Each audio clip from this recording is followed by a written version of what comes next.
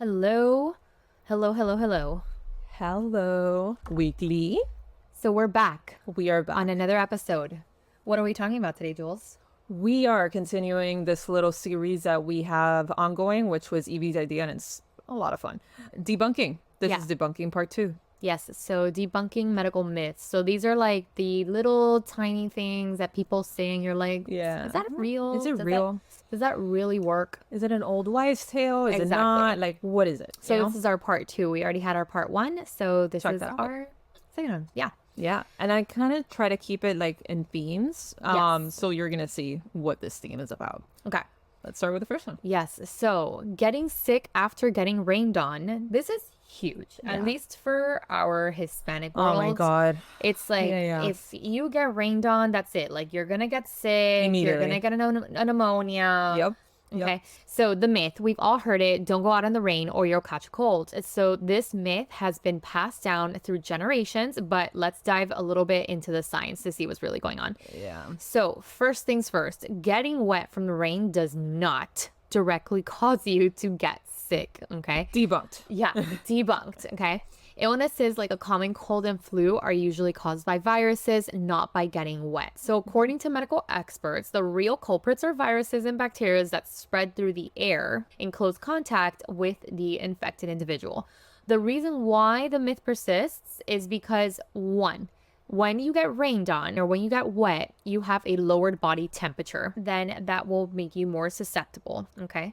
The other thing that can make you more susceptible is close quarters. During cold and rainy weather, people tend to stay indoors more often in close proximity to others. So that it makes it a lot easier for viruses to spread when there's close contact with everyone.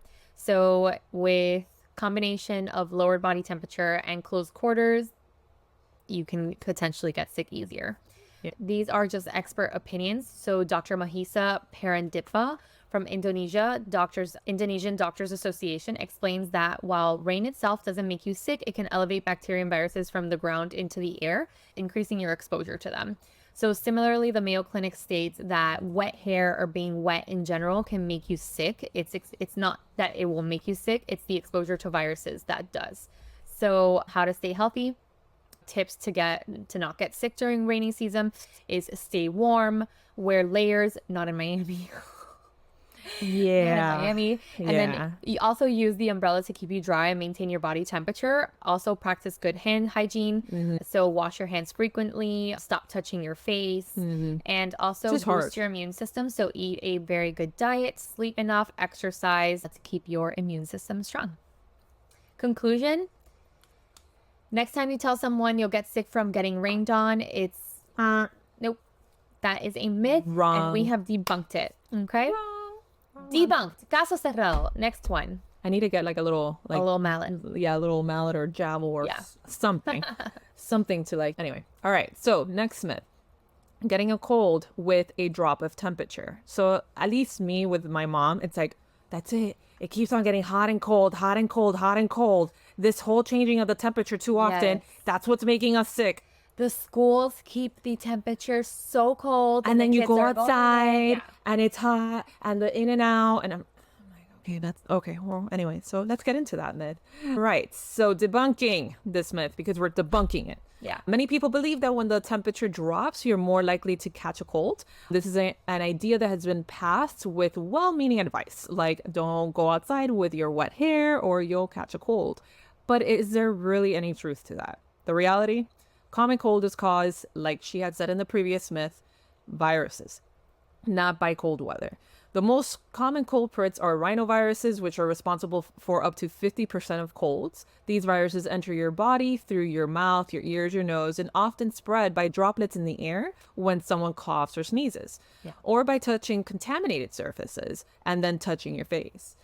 Why do colds seem more common in the winter then? Well, while cold weather itself doesn't cause colds, it does create conditions that make it easier for the viruses to spread. So a few reasons of why colds are more common in the winter: indoor crowding, as she had mentioned for the previous one. When it's cold outside, people like to stay indoors. Then that close proximity, very reminiscent of the COVID days, of stay away from people. 6 feet apart. Only a certain amount of people in places at a certain amount of time, etc. That's where, all of this. So dry air. Winter air is typically drier both indoors and outdoors. This dry air can dry out mucous membranes in your nose, making it easier for viruses to take hold and cause an infection, which is, we're spoiled down here in Miami. Spoiled or it depends. Spoiled in the winter, really, because right now it's murder. I remember when we lived in San Antonio and in New York. In New York, it was the first time that I realized that in the winter, it was just dry. Yeah. Like, oh my God. My face was dry. Yes. Everything My was nose, dry. I would get Yeah. nosebleeds because of it. I was just like, man, I've never experienced this before. And yeah, I mean, it's real. Anyway, so weakened immune response. Cold weather can cause vasoconstriction, which is the narrowing of your blood vessels. This can reduce the circulation of immune cells in the respiratory system, potentially making it slightly easier for a virus to establish an infection. And we could easily say that that one is debunked. Yes. Debunked. Cold weather does not cause. Your mom's going to have a field day with that one. Oh, yeah. She's still not going to believe it. Yeah, I know. Yeah. All right. Myth. Going outside with wet hair will make you sick. So simply stepping outside with wet hair is not going to make you get a cold. Okay. So cold, again, what are they caused by? Viruses. Let's Yes. all say it together. Viruses. If I had $1 for every single time that I told a parent it's a virus, Oh my God. Yeah, and I'm sure that I they're would just be like, a multimillionaire. yeah, and then they want antibiotics, and you're Yeah, like, yeah. it's not, That's the whole entire fight. Yeah. not gonna. All right, another myth that we're going to jump into. Vitamin C prevents colds, okay? So, while vitamin C is important for overall health, there's no robust evidence that taking a high dose will prevent colds, okay? Yeah. It might help reduce the duration of a cold slightly, but it's not a magical Yeah, wand. cure all. Yeah. All of that. Yeah. However, like Julie and I have discussed in the past, it has a pretty good safety profile. Exactly. Okay, so take some vitamin C. It may or may not help, but at the end of the day, you don't want to take it, fine. I don't think it's going to make a crazy difference either. Right. But maybe it will. Who knows? Okay, so this is a good one. Oh man, this is, yeah. as a physician, this I one was like literally- itches at me. I was literally gonna say that all doctors have a field day with this one. I hate it. So the Yeah. flu shot causes the flu. My mom swore that was true. No. I have Forever. parents Yeah. that will take it to their grave. Yeah. Yeah. Yeah. Yeah. Yeah.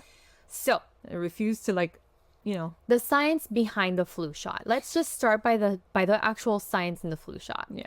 First things first, let's talk about what the flu shot is, Right. okay?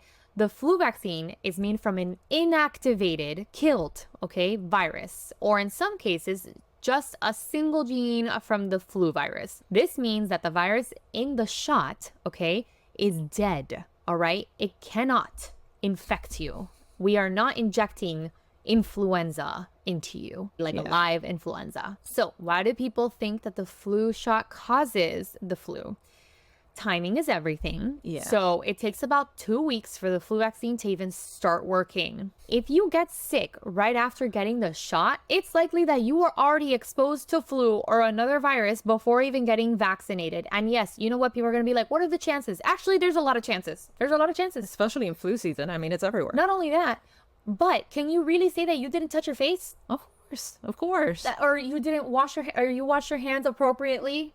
Or that All those elevator days? ride. Yeah. Simple shit like It's that. like When you went to the grocery store, somebody just sneezed Yes. nearby you or something. the other So many important ways. the other important thing is the side effects, okay? So, and that could be confusing, okay, right? So some people experience mild side effects like soreness at the injection site, a low-grade fever, achiness, but these are just signs that your immune system is working. It doesn't mean that you have the flu, okay? Other illnesses. During the flu season, I mean, every virus is having a party. Everybody is. Everyone is having a Yeah. party, okay? yeah. There's literally people that have 4 different viruses all at the same time. Yeah. Okay? So you might think that the flu shot got you sick, but it's most likely another virus. The nasal spray exception. I'm happy that Jules mentioned this because the nasal spray is different from the actual injection. And yes, there is a nasal spray flu vaccine, okay? I didn't even know about it. Yes, there is. until I Yes. did this. So now there is a spray version of the flu vaccine that contains live weakened viruses. So even though these viruses are alive, they've been weakened so much that they can't cause the flu.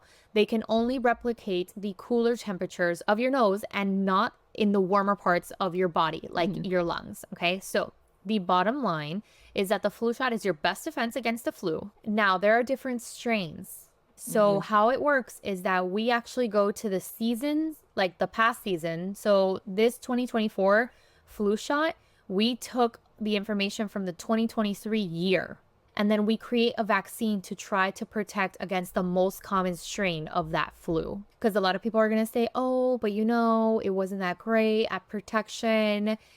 Every year it's different. Every year it's different. Exactly. So the flu shot is your best defense against the flu. It can't give you the flu, but it can help you protect from getting seriously ill. So get vaccinated. Get all right? vaccinated, guys. Yeah. Science is your friend, and so is the flu shot. So stay healthy and keep those myths Busted. All right. We did that one good. I love it. All right. So next myth. Very, very popular Yeah. for us Cubans down here, and maybe other Hispanic cultures, but I'm speaking in our experience. Pneumonia after cleaning with Clorox. Tell me that you don't have abuelita telling you, no, sal de aquí que limpié con cloro y te vas a enfermar. And I'm like, how about you? Yeah. Then that means that you're the one doing it. Yeah. It's just so many things to this obvious myth that we're going to bust right now real hard. But anyway, all right. So pneumonia is an infection that inflames the air sacs in one or both of your lungs, which can fill up with fluid or pus. It can be caused by various germs, including bacteria, viruses, and even fungi. So common symptoms include cough with mucus, fever, chills, and difficulty breathing. So the myth. Some people believe that using Clorox or bleach, but I'm just going to say Clorox because, I mean, that's just common. A popular bleach product for...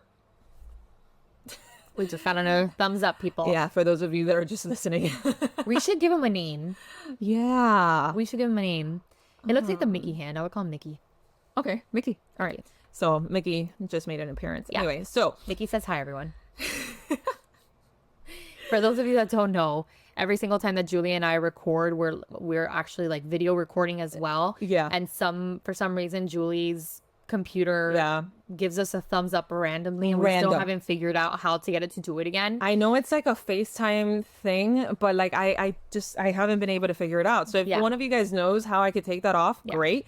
If Sometimes we get balloons too. Yeah. Or the fireworks. Remember the fireworks? Yeah.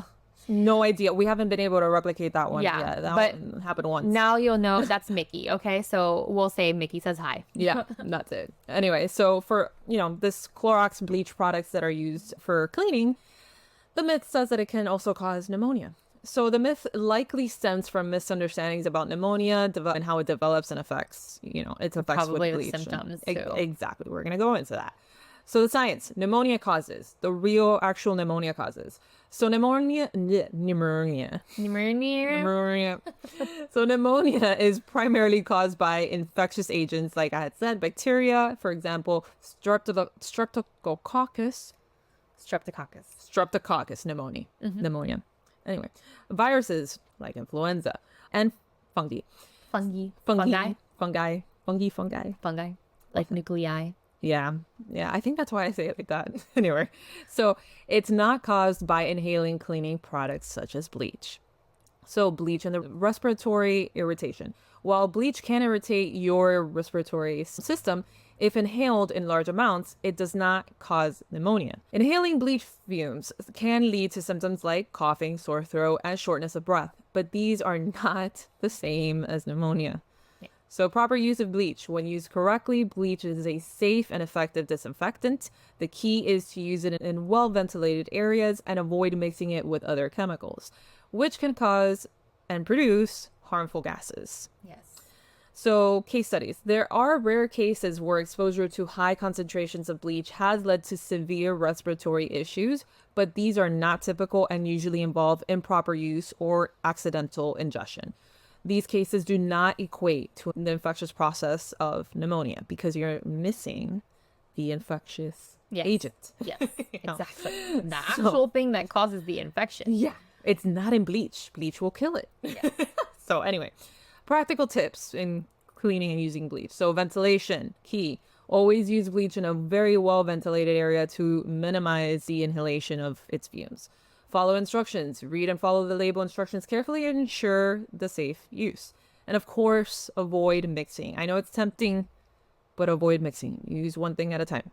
Never mix bleach with other cleaning products, especially those containing ammonia or acids, as this will definitely create toxic gases and you may faint and many other things. Yeah. So in summary, while bleach can cause respiratory irritation if not used properly, it does not cause pneumonia. Pneumonia is an infection. So it needs an infectious agent caused by germs, not by cleaning products. Cleaning products are what you use to get rid of those germs. Yes. So Yes, and also like makes sense in that. Yeah, and you can have an irritation. Yeah. You can have a pneumonitis, so it's inflammation, not a pneumonia, like an actual infection of your lung tissue, and all of that you can like if you inhale like a big amount. Yeah. Probably not going to happen unless you're like literally dumping bleach all over one room and there's no ventilation, there's no air, and you have all the doors locked and there's no windows. Okay. And you're doing that for hours on end. Yeah. You're probably like breathing in fumes. Okay? Exactly. I mean, you might feel a little dizzy. right. Definitely not recommended. It's kind of funny because my first job in college, was it my first job in college? No, I had plenty of jobs, but like I feel like my official job in college was working at the stockroom. Yeah. Do you remember that? Oh yeah. So I used to work at the chemistry stockroom, right? And we used to have to make all the reagents and all the experiments for everyone taking that class. And they always had me mixing like all the crazy acids and bases, right? You had to do it in like the... And I had to do it under the hood. Yeah. But sometimes your girl was a little bit lazy. Dude, working inside a hood was like inside a hood, like with your goggles. And yes, I want to say like 99.9% of the time I was like doing that. But sometimes if I had to pour it into, and mind you, like those Erlenmeyer flasks were massive because we had to make massive batches of them. So I would just be pouring in like hypochlorous acid. I would be like, I don't even know, like ammonia. I was like mixing ammonia and stuff. And then sometimes I would drop like too much and it was just, the fume would sometimes burn my eyes. Yeah. And then so now that I'm like thinking about this, I'm like, my God, like how did I never get I know like a pneumonitis? Like I don't, like an irritation from that. I don't know, but I get it. Sometimes I clean with straight bleach and then no. And then I remind myself because to open up something or whatever because my eyes didn't start burning. I'm like, I'm pulling my mom right now. Like, can I not do that? Yeah. So Exactly. Yeah, it's like a big warning, like ventilate. Yes. Anyway, so keep your cleaning products and routines safe, ventilate, but it does not cause pneumonia. Exactly. Busted. Next. All right. So feed a cold, starve a fever. So the old saying, feed a cold, starve a fever, has been around for centuries, but modern medical science has debunked the myth. Okay. So let's explain why this advice is outdated and what you should actually do when you have a cold and a fever. Okay. So when you're sick, whether with a cold or a fever, your body needs proper nutrition and hydration to support your immune system as it fights off the illness. And this could be really hard because when you're sick, you don't want to eat. Yeah. Okay. Your body's like, no, you know, but you should give it at least some proper nutrition. Some chicken soup. Yes, exactly.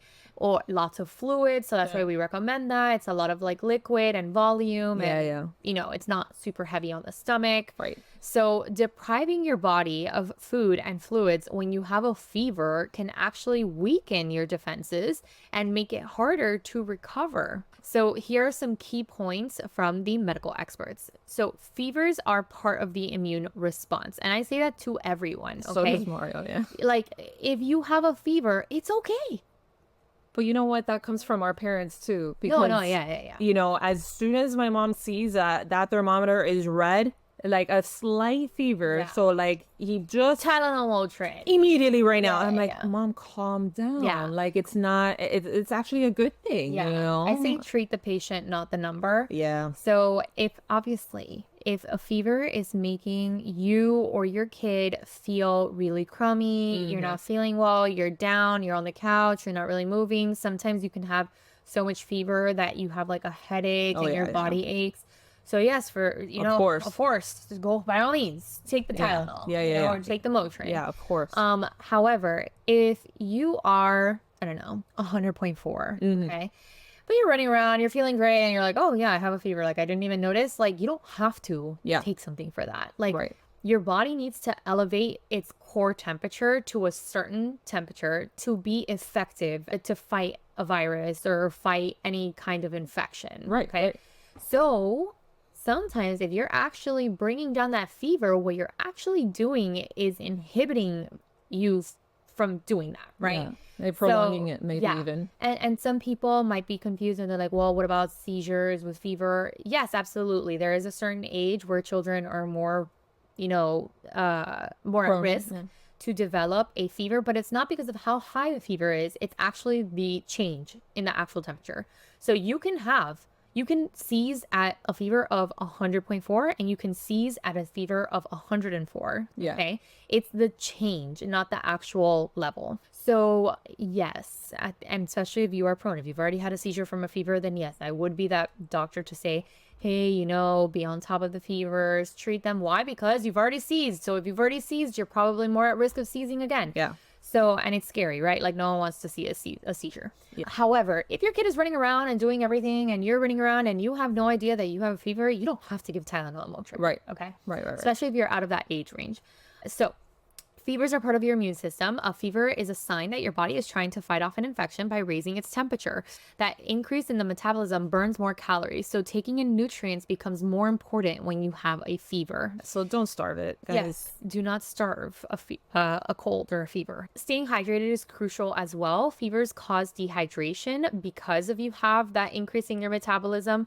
So you have increased sweating, you have fluid loss, so you need to replace those fluids, right? So it's critical in helping your body combat the illness. Dehydration can also thicken mucus, make it harder to expel and expectorate things. So it's really important in staying hydrated, okay? And also when you hydrate, you are also taking away the symptoms from actual dehydration. Right. You feel 10 times shittier when you're dehydrated. Oh, yeah. Okay. Yeah. So not only are you trying to like hydrate for your body to actually fight something off, but also you're going to feel a lot better. Trust me. So your body needs energy to fight illness, whether you have a cold from a fever or if your body requires energy from food to fuel the immune response, you got to eat. So eating a balanced diet with fruits, veggies, whole grains, lean proteins provides the nutrients that your body will need. Don't force it, okay? So I get this a ton in clinic. It's like, oh, they're not eating anything. And then I'm like, what are they drinking? And then they get so bothered. They're like, yeah, but how can you like not, it's been 2 to 3 days. And I'm like, it's okay. Like you offer it to them. They drink. They maybe have a cracker. They maybe have a fruit. Yeah. Just watch closely. Right. So don't force it. It's common to lose your appetite when you're sick. It's just not what the body is prioritizing right now. Okay. So you don't have to force yourself to eat if you don't feel like it, but make sure that you drink plenty of fluids like water, broths, and also electrolyte beverages. Okay. So the origins of starve fever likely came from an outdated belief that fasting could help the body cool down during a fever. However, we know that proper nutrition supports the fever response and the immune system's efforts. So in summary, the advice should really be feed the cold, feed a fever. Okay. Make sure to eat nutritious foods and stay hydrated, whether you have a stuffy nose or if you have an elevated temp. Your body needs the energy for those fluids to effectively fight off the illness. So let's put the let's put this old wives' tale to rest once and for all. And then when your loved one is under the weather, proper nourishment and hydration will help you get back on your feet faster. Yes. Let's not starve. Forget the diet, forget all the things. If you're hungry while you have a cold or any sort of illness at that moment, that's a good thing. Feed yourself. And it is a good thing. Don't forget to help out your body. It's fueling your body to do its thing. You know? Exactly. So that was our second installment for this series of debunking medical myths. I love debunking these myths. Yeah. We hear it all the time, and now here we are letting you know a little bit of more information. Yep. So if you guys have any myths that you would like for us to debunk or explore, because maybe it's actual fact, maybe that myth has some science behind it. In this case today, none of them did. But sometimes they do. They're there for a reason. So if you guys think of any that you try or you feel that they are actually factual, let us know. I'll look into it and we'll feature it in one of these installments. I think it would be really funny to have everyone kind of comment on their parents' reactions. Like if your parents are one of those parents that like said any of these things. So just comment on what your parents say. I just think it's funny. If they are like our parents that believed, if not all, some I of could these. read research articles to my mom and They won't. And she'll just be like, I don't know about that. Yeah, same. I get it. It's like, just I don't talking know to a about all wall. that. Yeah. It's talking to a wall. But anyway, so if you guys have anything like that, let us know. funnymedicine305@gmail.com or comment it in any of our social media outlets, which we're everywhere in. Check out our Patreon, patreon.com/funnymedicine podcast. We have a lot of good episodes there, full episodes that come out every Friday. And you'd also be helping to support the show. So thank you guys for tuning in, and we'll see you on the next one. See you on the next one. Bye.